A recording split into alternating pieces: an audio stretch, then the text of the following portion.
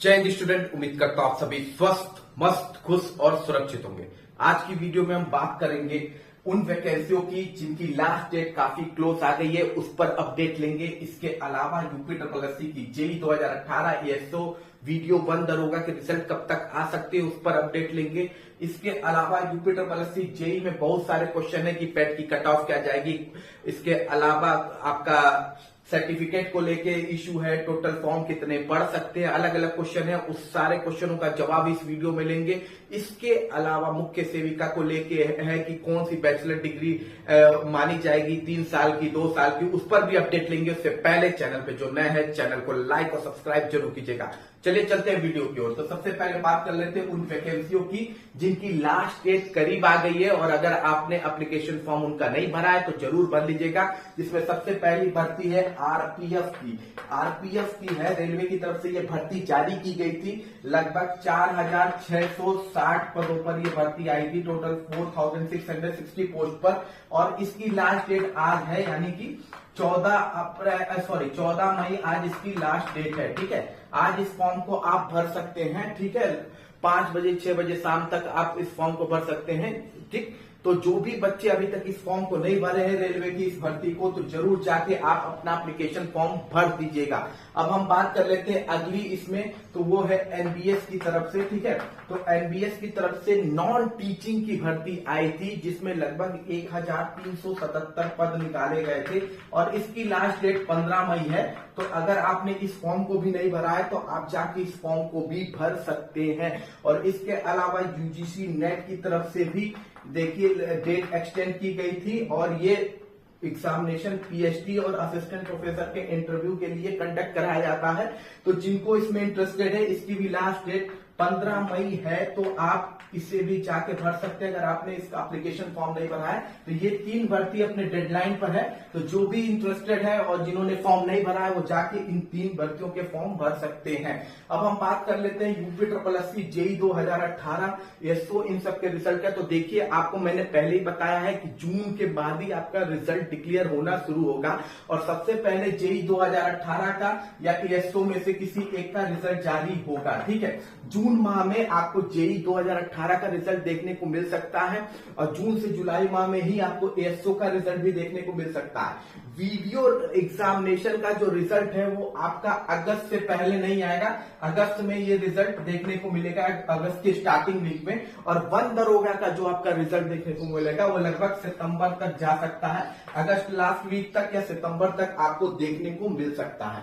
इसके बाद हम बात कर लेते हैं यूपी जेई 2024 को लेके बहुत सारे बच्चों के अलग अलग क्वेश्चन हैं। सबसे पहला क्वेश्चन जो है वो ये है कि कौन कौन से बच्चे एप्लीकेशन फॉर्म भर सकते हैं। ठीक है, कौन कौन से बच्चे भर सकते हैं, कितने कट ऑफ पे भर सकते हैं। कट ऑफ को लेके बड़ा इशू है कि मेंस का एग्जाम देने को मिलेगा कि नहीं मिलेगा। एक सिंपल सी बात जान लीजिए, जो लास्ट यूपी जेई 2018 का भर्ती आया था उसमें देखिए सारे ब्रांचेस के पोस्ट थे और उसमें लगभग जो फॉर्म पड़े थे, मुझे जहां तक है 1,00,000 1.5 लाख के आसपास पड़े थे, तब जब सारे ब्रांचेस इन्वॉल्व थे। तो ये आप उम्मीद मत रखिए कि सिविल इंजीनियरिंग को लेकर जो पद आपके निकाले गए हैं उसमें बहुत ज्यादा फॉर्म आपका पड़ेगा। तो आपके पास अगर कट ऑफ में 1 मार्क्स भी है ना, अगर आपका पेट कट ऑफ में पॉजिटिव में मार्क्स है, ठीक है, 1 मार्क्स भी है, तब भी आप क्वालिफाइड हो जाएंगे इस फॉर्म के लिए। देखिए, इससे पहले मैंने आपको ऑलरेडी बताया है कि मैंने इससे पहले जूनियर असिस्टेंट में भी बच्चों से कहा था कि आप लोग एप्लीकेशन फॉर्म भर दीजिएगा, आप क्वालिफाई हो जाएंगे अगर आपने एप्लीकेशन फॉर्म भर दिया। बहुत से बच्चों ने उसको इग्नोर किया और बाद में उन्हें पछताना भी पड़ा। तो यहाँ पे मैं आपसे कह रहा हूं कि जूनियर इंजीनियर में अगर आपके पास डिप्लोमा है सिविल इंजीनियरिंग में, डिप्लोमा है सिविल इंजीनियरिंग में, और अगर आपने पेट 2023 का एग्जाम दिया है तो आप इस एप्लीकेशन फॉर्म को जरूर भरिएगा। डिप्लोमा सिविल इंजीनियरिंग में पेट 2023 का एप्लीकेशन फॉर्म भरा है तो इस फॉर्म को आप जरूर भर दीजिएगा आंख बंद करके। अगर आपका निगेटिव में मार्क नहीं है तो आपका मेंस के लिए सिलेक्शन हो जाएगा। उसके बाद फॉर्म ये पूछा जा रहा है कि सर टोटल फॉर्म कितने पढ़ सकते हैं। तो देखिए, अभी तो एप्लीकेशन फॉर्म भरना शुरू किया गया है। ठीक है, इसकी जो लास्ट डेट है वो आपकी 14 जून के बाद है। 14 जून के बाद जब आरटीआई फाइल किया जाएगा तो अपने आप ही पता चल जाएगा कि टोटल कितने फॉर्म डाले गए हैं। और अगर जेन्युइन मान के चलिए तो मुझे नहीं लगता कि 40,000 से ज्यादा बच्चों के फॉर्म नहीं होंगे, 40,000 से ज्यादा बच्चे नहीं होंगे। ठीक है, ये जेन्युइन आप मान के चलिए 40,000 बहुत हो जाए तो वो 50,000 मुझे नहीं लगता है पहुंच पाएगा। 40,000 के पास मुझे जहां तक लगता है चांसेस है। रजिस्ट्रेशन नंबर जो आपको मिल रहा है उससे मत कंपेयर कीजिए कि मेरा रजिस्ट्रेशन नंबर तो 60,000 पे चल रहा है, तो वो उससे टोटल स्टूडेंट का कोई लेना देना नहीं होता है। आरटीआई फाइल होगी, अभी बहुत सा हल्ला है कि 50,000 60,000 बच्चे फॉर्म भर चुके हैं, तो इसका कोई भी डेटा किसी के पास पॉसिबल ही नहीं है बिना आरटीआई के। और आरटीआई आप फाइल जब करेंगे, जब टोटल फॉर्म एप्लीकेशन डेट की लास्ट डेट कंप्लीट हो जाएगी तब आप आरटीआई डालेंगे तो आपको एग्जैक्ट डेटा पता चलेगा। तो अभी जो भी आपको डेटा बताए जा रहे हैं वो सिर्फ एक अंदाजे के तौर पर आपको बता दिए जा रहे हैं, तो आप लोग चिंता मत कीजिए। सिर्फ अगर आप पॉजिटिव में मार्क्स है आपके तो एप्लीकेशन फॉर्म जरूर भरिएगा। इसके अलावा सर्टिफिकेट को लेके भी बड़ी इशू है, कास्ट सर्टिफिकेट को लेके जो इशू है, तो कास्ट सर्टिफिकेट को लेके मैं आपको बता दूं, ओबीसी एससी एसटी का चलता है सर्टिफिकेट, कोई इशू नहीं आता है उसमें।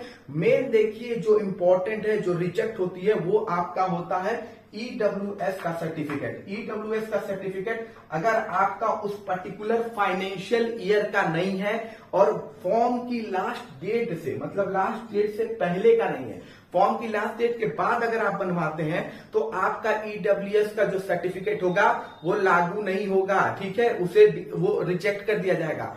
फॉर्म की लास्ट डेट से पहले बना होना चाहिए, इस फाइनेंशियल ईयर का होना चाहिए, तो बिल्कुल आपका ईडब्ल्यूएस सर्टिफिकेट मान्य होगा। और अगर इस फाइनेंशियल ईयर का नहीं है या लास्ट डेट के बाद आप फॉर्म भर देते हैं लेकिन आप जो सर्टिफिकेट है वो लास्ट डेट के बाद बनाते हैं, तो फिर ये आपके लिए इश्यू होगा और आपको निकाल दिया जाएगा। निकाला तो नहीं जाता है, आपको अनरिजर्व कैटेगरी में फिर फाइट करनी पड़ सकती है।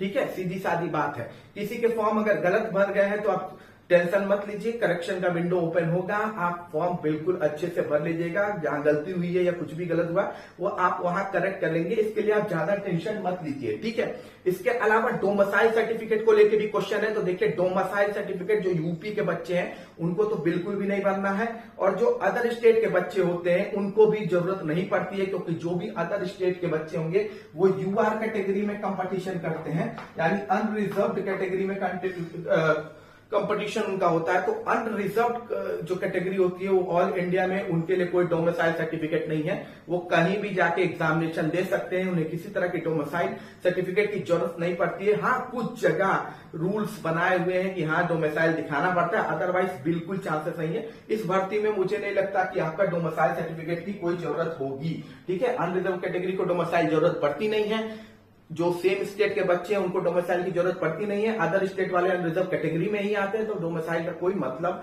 रह नहीं जाता है। ठीक है, इसके बाद कुछ क्वेश्चन है कि पोस्ट प्रेफरेंस, तो देखिए मैं तो आपको कहूंगा पोस्ट प्रेफरेंस जो आपका है, मैं आपको ऑलरेडी इस पर वीडियो बना के बता चुका हूं जो मुझे बेस्ट पोस्ट लगी थी। ठीक है, उसमें सबसे बेहतरीन पोस्ट जो मैं जहां तक जानता हूं वो इरिगेशन जो होता है वो सबसे बेहतरीन पोस्ट होती है। जल निगम भी एक अच्छी पोस्ट है, जल निगम भी, आवास विकास भी एक अच्छी पोस्ट है, लेकिन मैं यही कहूंगा कि आप नंबर ऑफ वैकेंसी को देख के ही पोस्ट को प्रिफर कीजिएगा। नो डाउट है कि पीडब्ल्यूडी में आपकी ज्यादा वैकेंसी है, ठीक है, तो उसे भी प्रेफरेंस में ऊपर रखिएगा। ये नहीं कि इसका मतलब कि अगर वहां थोड़ा वर्कलोड ज्यादा है तो मुझे प्रेफरेंस में नहीं रखें। आप देख लीजिए सीट के अकॉर्डिंग आप अपने को प्रेफरेंस में रखिए, क्योंकि एक बड़ी इंपॉर्टेंट भी जानिए कि 4200 ग्रेड पे का ये होता है। ठीक है, और मेरे जानने वाले में बहुत से मेरे स्टूडेंट 2019-20 में एक रिजल्ट आया था जो जिसमें कंडक्ट हुआ था, वो आज प्रमोट होके 4-5 साल में असिस्टेंट इंजीनियर बन गए हैं, यही में प्रमोट हो गए हैं वो लोग। ठीक है, तो बहुत ही अच्छी भर्ती है, बहुत ही अच्छी खासे अमाउंट में आई भर्ती है, तो आपके पास एक बहुत बढ़िया चांस है यूपी ट्रिपल में 4200 ग्रेड पे से। मुझे नहीं लगता कि इससे बड़ा एग्जामिनेशन कंडक्ट होता है इससे बड़े ग्रेड पे का, तो ये एक अच्छी अपॉर्चुनिटी है। प्रमोशन भी बहुत जल्दी इनमें हो जाते हैं, अगर आपका बीटेक है एमटेक है तो आपको बहुत जल्दी प्रमोशन भी मिल जाता है, तो ये बड़ी अच्छी अपॉर्चुनिटी है, इसे आपको मिस नहीं करना है, क्योंकि ये आप मान के चलिए कि अभी ये भर्ती क्लियर होते होते 2-3 साल से कम नहीं लगने वाला है, तो जो यहां मिस कर जाएगा वो सब मिस कर जाएगा। ठीक है, अब हम इसके अलावा बात कर लेते हैं कि जो इसका सिलेबस को लेके काफी क्वेश्चन है। तो देखिए अभी सिलेबस इसका अपडेट नहीं हुआ है, अभी एप्लीकेशन फॉर्म भराएगा, उसके कुछ महीने बाद आपका सिलेबस अपडेट होगा। जहां तक मुझे लगता है टेक्निकल में कोई चेंजिंग नहीं आएगी। अगर कुछ चेंजिंग आपको इस पूरे ओवरऑल सिलेबस में देखने को मिलेगी तो हो सकता है जो यूपी ट्रिपल प्रेजेंट टाइम में सब में चेंजिंग करता आ रहा है वही चेंजिंग आपको एक दो देखने को मिल जाएगी, जिसमें मुझे लगता है एक कंप्यूटर वो ऐड कर देंगे, कंप्यूटर के कुछ क्वेश्चंस ऐड हो जाएंगे, इसके अलावा यूपी स्पेशल। इसके अलावा मुझे नहीं लगता कोई खास फर्क आने वाला है आपके सिलेबस में। टेक्निकल का सिलेबस सेम रहेगा क्योंकि उसमें कोई चेंजिंग नहीं देखने को मिलेगी, तो इससे आप इतना टेंशन मत लीजिए। अगर ये सिलेबस में ऐड होता है तो ये आप बाद में भी पढ़ सकते हैं, लेकिन फिलहाल आप टेक्निकल पर फोकस कीजिए क्योंकि आपको मेनली जो पेपर देना टेक्निकल का देना है, तो वहां आपका फोकस बहुत जरूरी है। एक क्वेश्चन और है यूपी ट्रिपल के बच्चों का कि कितने टाइम बुलाया जा सकता है। तो मैं आपको बता दूं कि देखिए आयोग वैसे तो कहता है कि 15 गुना बच्चे वो बताता है 15 टाइम, लेकिन रियलिटी में वो बुलाता है 30 गुना बच्चों को, 30 टाइम बच्चों को बुला लेता है वो, ठीक है। तो 15 टाइम आयोग कहता है लेकिन 30 टाइम बच्चों को बुलाता है, तो अच्छे खासे अमाउंट में बच्चों को मौका मिलने वाला है। इसीलिए मैंने कहा कि एक नंबर भी है तो भैया एप्लीकेशन फॉर्म जरूर डाल देना, ठीक है। फाइनल सबमिशन के लिए जो इश्यू आ रहा है कि फाइनल सबमिट हुआ कि नहीं कैसे पता करें, तो डैशबोर्ड में साइड में ऑप्शन आता है, वहां फाइनल सबमिशन का ऑप्शन आता है, वहां क्लिक करेंगे, एक्सेप्ट करेंगे आप, उसके बाद फाइनल सबमिट करेंगे, उसके बाद अगला ऑप्शन प्रिंट का आएगा, तो वहां से आप चेक कर सकते हैं, ठीक है। टेक्निकल बच्चे हो यार, टेक्निकल बंदों को इतनी तो नॉलेज होनी ही चाहिए। चलिए हम बात कर लेते हैं अगली इंपॉर्टेंट अपडेट की। तो अगली इंपॉर्टेंट है मुख्य सेविका क्वालिफिकेशन को लेके काफी लोग क्वेश्चन शुरू कर दिए हैं। देखिए एक सीधी सादी बात, अभी हमारे पास ऑलरेडी एक सामने प्रॉब्लम पड़ी है, एक नई प्रॉब्लम जनरेट करने की क्या जरूरत है। आप क्वालिफिकेशन को लेके आपस में क्या लड़ाई शुरू कर दे रहे हैं। सिंपल सी बात है, अभी जो फेस कर रहे हैं आप प्रॉब्लम सामने, उसे तो सॉल्व करो यार। अभी तुम्हारी भर्ती पर स्टे लगा है, उसे हटाना ज्यादा जरूरी है कि क्वालिफिकेशन को लेकर डिवीजन होना ज्यादा जरूरी है। वैसे भी यूनिटी बड़ी कम दिखी मुख्य सेविका में, लेकिन अब ये डिवीजन की दो सेकंड ईयर वाले कह रहे हैं 3 ईयर वाले बाहर हो जाएंगे, 3 ईयर वाले सेकंड ईयर, फर्स्ट ईयर, ऐसे ऐसे आप लोग करते रहिए, ठीक है। इससे क्या मतलब है, ये प्रॉब्लम इन फ्यूचर होगी तो देखी जाएगी। अभी जो प्रॉब्लम आपके सामने है पहले उसे टैकल करो, और ना ही कोई यूट्यूबर और ना ही आप ऐसा कैंडिडेट ये डिसाइड करेंगे कि क्वालिफिकेशन में 2 ईयर होगा, 3 ईयर होगा या 1 ईयर होगा, ठीक है। ये डिसाइड करेगा आयोग, ठीक। तो ये काम आयोग पर छोड़ दीजिए। हमारे पास ऑलरेडी एक सामने प्रॉब्लम है कि इससे पहले स्टे हटाना है ताकि भर्ती आगे बढ़े। क्वालिफिकेशन को लेके जो भी करना है वो आयोग का डिसीजन होगा, ठीक है। आप काफी लोग मुझसे कैसा होगा तो हम कोर्ट चले जाएंगे यार, तो पहले थोड़ा जजमेंट भी हमें पढ़ने चाहिए कोर्ट्स के, ठीक है। हम हाउ चले जाते हैं उनके कोर्ट में सीना उठा के। देखिए सीधी सादी बात ये है कि ये एक इश्यू जेई में ऑलरेडी एक बार आप फेस कर चुके हैं। जेई में बीटेक वाले गए हुए थे केस करने, तो वहां पे हाई कोर्ट का जजमेंट है, क्लियर कट जजमेंट है। उन्होंने कहा है कि देखिए क्वालिफिकेशन जो भी है वो डिसाइड करेगा, इसकी डिसाइडिंग पावर जो है वो आयोग के पास है, ठीक है। तो आयोग ही जो फाइनल करेगा वही फाइनल होगा, ना कोई हम यूट्यूबर्स कर सकते हैं, ना ही आप ऐसा कैंडिडेट कर सकते हैं।